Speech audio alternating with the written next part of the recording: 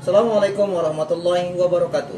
Kami dari kelompok Hebat, luar biasa akan menampilkan video tugas LK 3.3 tentang refleksi etika dan keterbatasan KA pada pelatihan coding dan kecerdasan artifisial wilayah Bengkulu Tengah tahun 2025.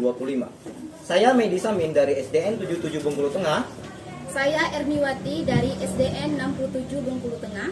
Saya Lola Resita dari SDN 10 Bengkulu Tengah. Saya Nelly Agustina dari SDN 02 Bengkulu Tengah. Selamat menyaksikan.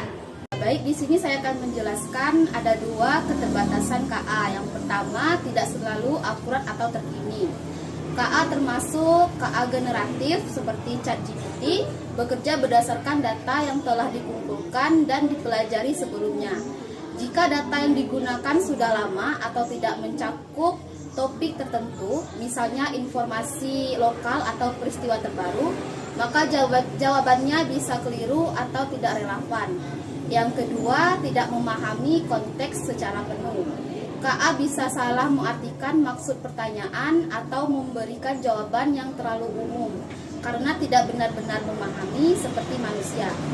Ia hanya memprediksi kata-kata berdasarkan pola, bukan berdasarkan pemahaman emosional atau nilai budaya lokal. Jadi berdasarkan pendapat saya, keterbatasan ini penting untuk disadari agar kita tidak terlalu bergantung pada KA. KA seharusnya menjadi alat bantu, bukan sumber kebenaran mutlak. Kita harus tetap melatih kemampuan berpikir kritis dan tidak malas mencari informasi dari sumber lain yang lebih tepat atau lebih mendalam. Keterbatasan KA bisa mempengaruhi penggunanya di sekolah. Antara lain, yang pertama, ketergantungan tanpa verifikasi. Siswa cenderung langsung menerima jawaban dari KA tanpa mengecek kebenarannya. Ini bisa membentuk kebiasaan belajar yang pasif dan kurang kritis. Hal ini akan menyebabkan pembelajaran menjadi tidak bermanfaat. Selain itu, ketergantungan tanpa verifikasi ini juga akan membentuk karakter yang malas dengan pola pikir yang dangkal pada siswa. Tentu ini akan menjadi sangat berbahaya karena tidak sesuai dengan tujuan pendidikan itu sendiri. Dampak keterbatasan KA di sekolah salah satunya adalah pembelajaran menjadi dangkal.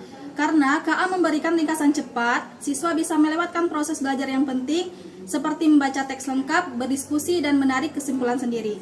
Selain itu, keterbatasan KA di sekolah lainnya adalah kesulitan dalam tugas berbasis lokal ataupun kontekstual. Misalnya, saat ditugaskan menulis tentang budaya lokal atau sejarah daerah, KA mungkin tidak memiliki cukup data yang relevan. Akibatnya, siswa harus belajar sumber lain dan berdiskusi dengan guru.